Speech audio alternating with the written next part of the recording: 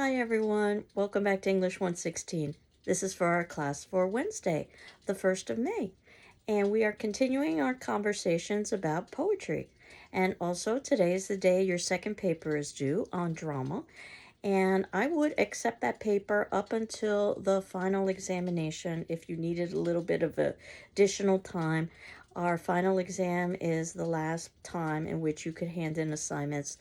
So our final exam is scheduled for Wednesday, the 8th. What I will be doing is posting our exam on our Moodle site at 8:30 a.m., giving you 24 hours to respond to that final. It will be an essay final, open book, open notes, where you will spend 80 points of the 100-point final working on poetry. And I will give you the option of selecting some of the poems that we have discussed in our poetry section. The best way to study for that exam is to read all of the poetry and watch all the videos. And read, of course, all the discussion forum responses as well, as I am catching up, as you can see, on the discussion forum responses, so that I am responding to each of you as well. And if we were taking this final in person, you would have the class period to take it. But since you are doing it at home, I am asking you to do it within a 24-hour period. Though I don't expect you to spend more than 2 hours or so on the examination. So I'll post the exam on the 8th, which is Wednesday at 8:30 a.m. And you should have it in by the 9th, which is Thursday at 8:30 a.m. and sending it to me much the same way you would send your papers, PDF to my email. And the day of the final is the last day in which you can also hand in revisions if you so elected to do so with the first paper. I just ask that you submit in the original graded paper along with your revision. And as you can see in the notes below, I have 3 poems that are scheduled for today. The Road Not Taken by Robert Frost, and I was able to find a reading by actually Robert Frost, as well as the poem itself on the Poetry Foundation website, which is a wonderful website for finding poetry. In our textbook, it's on page 871. And one of the reasons why I wanted to do this poem is because it's so well known, but it's also quite misunderstood. And I'm going to ask you to listen to the audio of this poem so that you can hear Robert Frost himself read the poem. And some of the points that I wanted to make about this poem is the importance of the title, The Road Not Taken. So this poem is not about the choice that's made, it's about the choice that's not made. And the way that this poem is so misinterpreted is that usually the last stanza, the last section of the poem, that the author is saying you took the road less traveled by, that has made all the difference. Usually that's viewed as a celebration of independence. That's not what this poem is about. This poem is about, regardless of the choice you make, the sense of longing and regret, or if nothing else, curiosity about the other choice. And notice the vacillation that goes on in the poem, that sometimes it appears that one road is less traveled by, but then at other times, or at least at that moment, both equally lay.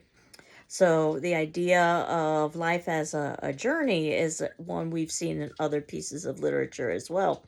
And the choice is left vague in this particular poem so that we can insert in however many choices we would like over the course of our lifetime, whether they be small choices or large choices or someplace in between.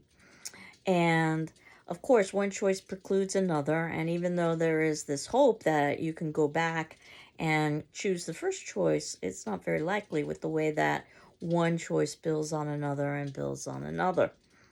And I also wanted to point out that there is an example of an explication.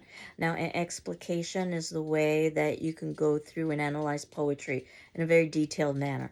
Notice that explication sounds like the word explain, which is what you're doing. But you're going through the poem word for word, line by line, piece of punctuation by piece of punctuation, because poetry is so dense and so compact.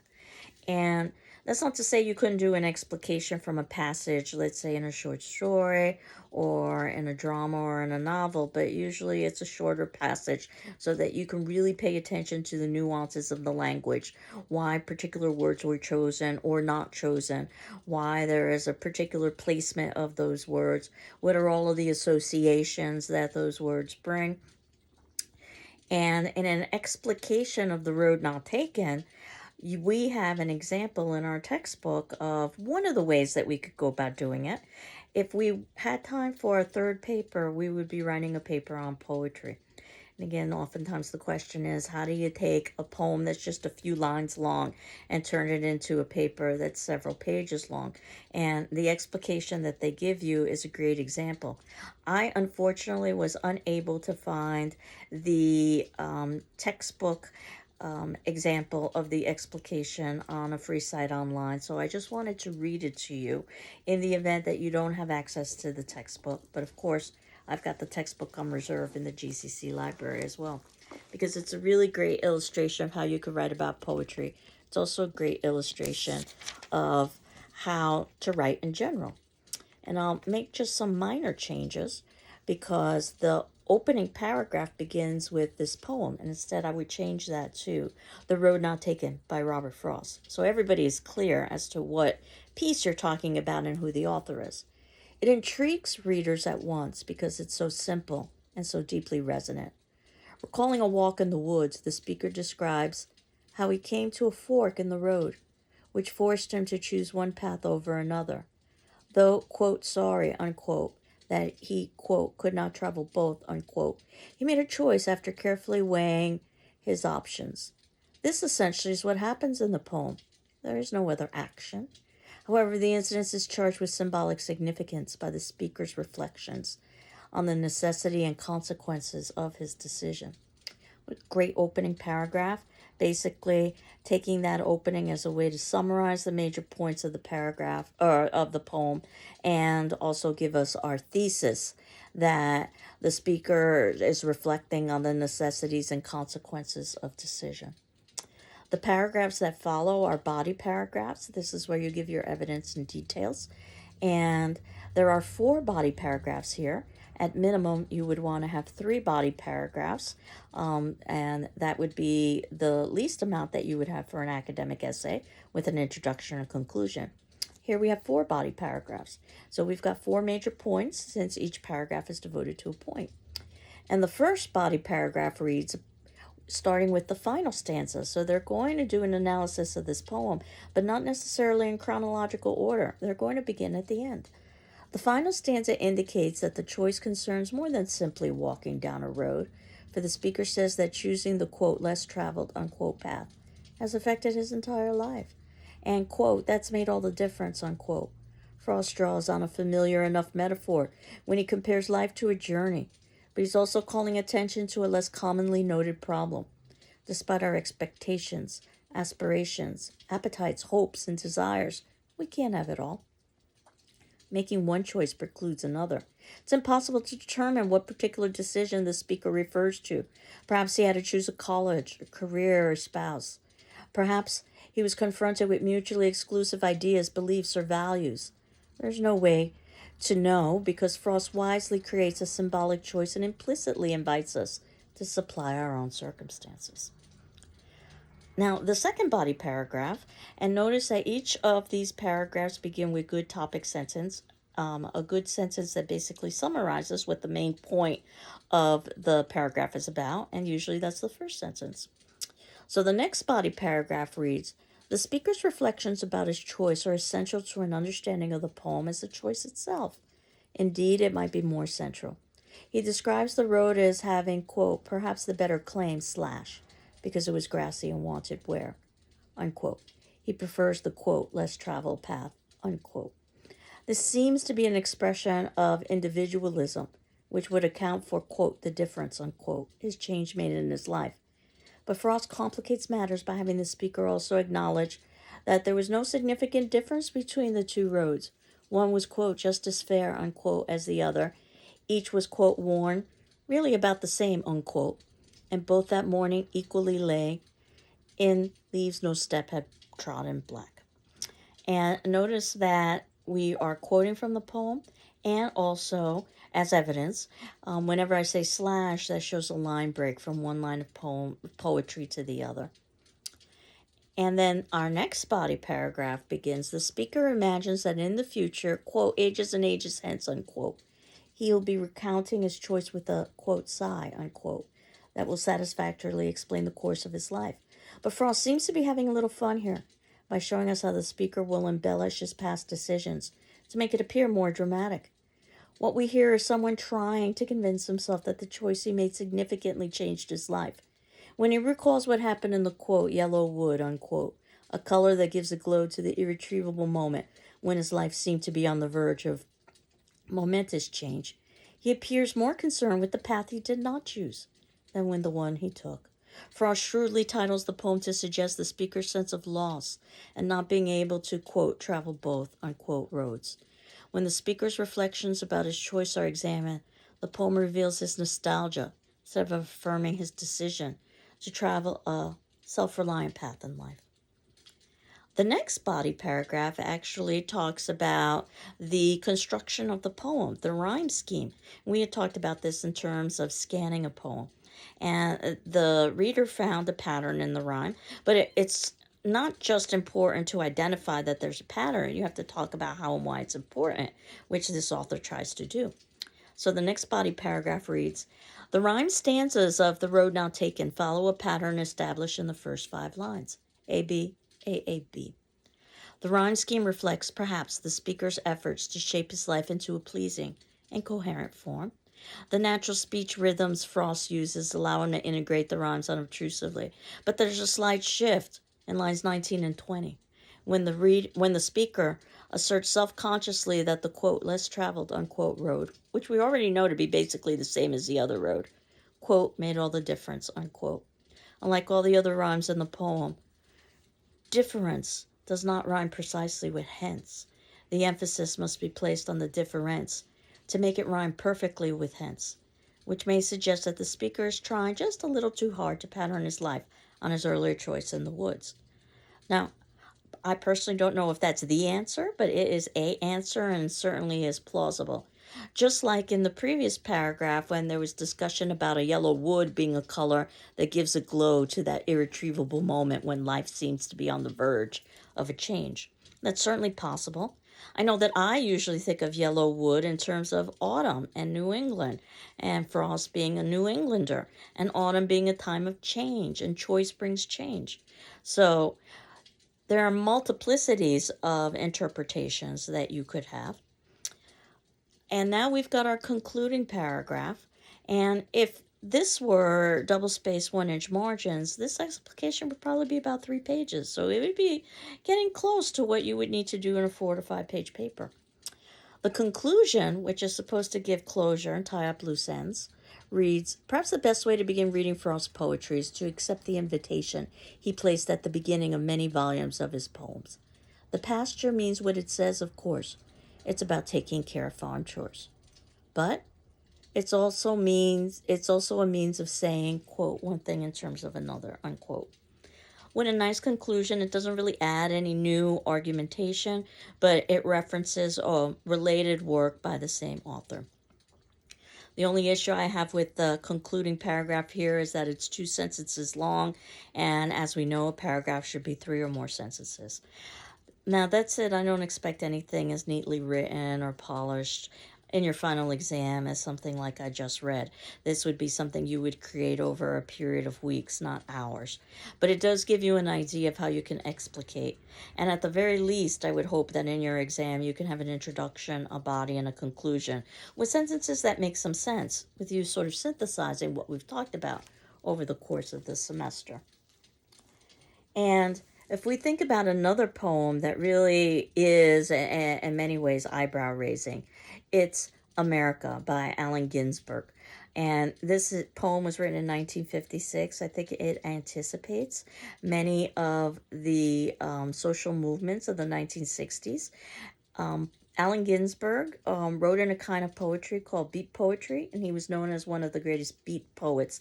These are poets that really questioned the status quo, that really pushed boundaries, that oftentimes would talk about those things that wouldn't be discussed in polite company. It would talk about sexuality, it would talk about violence, it would talk about drug use. And there are two readings you can listen to with Allen Ginsberg's poem, and I'd like you to listen to both, as you can see below. That the first reading is a live reading that Allen Ginsberg did at Berkeley, where he taught actually English classes. And he was reading a draft of his poem, so there are differences between what you have as your final poem and what his initial draft was at Berkeley. One of the reasons why I think this audio is so important is because you can hear the audience's reaction. And Allen Ginsberg reads it with a certain level of sarcasm and humor, and his audience is eating it up. And definitely this is poetry that's defiant and that's unconventional and that is stream of consciousness. It tries to mimic the thought patterns that we would have in our own minds. And that means it's oftentimes nonsensical. And the poetry oftentimes collapses upon itself so that it no longer makes sense. It oftentimes will look more like a piece of prose or writing rather than poetry. It's deliberately unclear to illustrate that so is America, with many topical references that probably wouldn't make much sense to us at this time period. Almost reminds me of a late night monologue where ultimately what you've got are references that easily become dated, but at the time period in which they're made, they're very relevant. Most of Allen Ginsberg's references are from the news about places where he feels injustice has been committed. So this is very much a call for action. As he continues to ask throughout the poem, is this America or is this me? Am I insane or is America insane? This is the impression I get from looking at the TV set. So he's critical of media. If we were to modernize it, we might say this is the impression I get from looking at TikTok or social media. And he talks about things like his marijuana use, which he was quite open about. At the time, marijuana was illegal.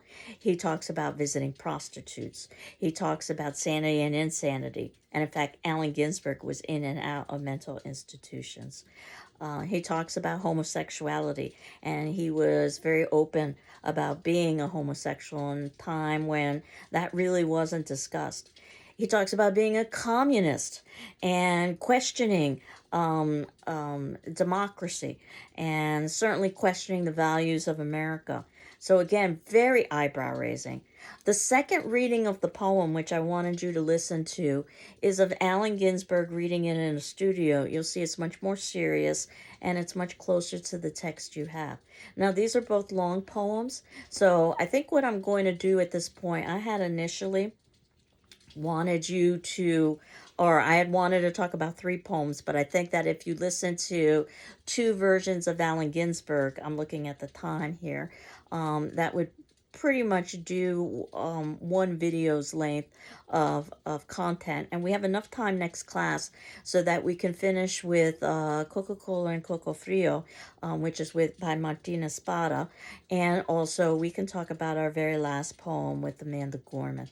So I will leave you with listening to Allen Ginsberg, which leads to questions right at the very beginning when he talks about, how much money he's got, and whether or not that's a reference to the money in his pocket or how much money he thinks he's worth or how much money America thinks he's worth.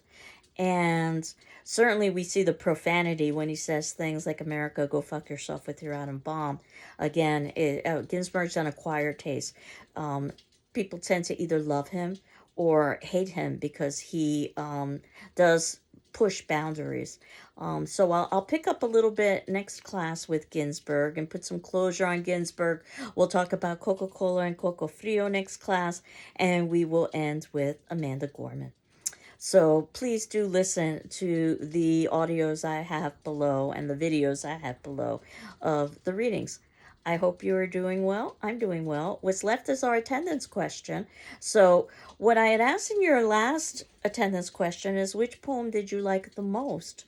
And even though we haven't necessarily talked about all three of these poems, the attendance question I had asked is which poem did you like the least? Was it The Road Not Taken or America? And certainly, even though we haven't talked about Coca-Cola and Coco Frio, you could add that in if it turns out that you've read that poem. But if not, you can make a decision between The Road Not Taken and America. Um, and it's not that you necessarily hated the poem, it's just a question of which did you like the least. So, out of 2 or 3 poems, depending on how you want to proceed, that'll be your attendance question, which will be due Friday on the 3rd. And again, you don't need to respond to your peers, but I do ask you to read your peers' responses. And as you can see, I'm catching up on my responses to all of your responses as well. So that'll give you a whole wealth of information of the class conversations we would have had about the content in the class. Again, I hope you're doing well. I'm doing well. And we will continue on next class, our last class, to put closure onto poetry. Take care. Bye-bye.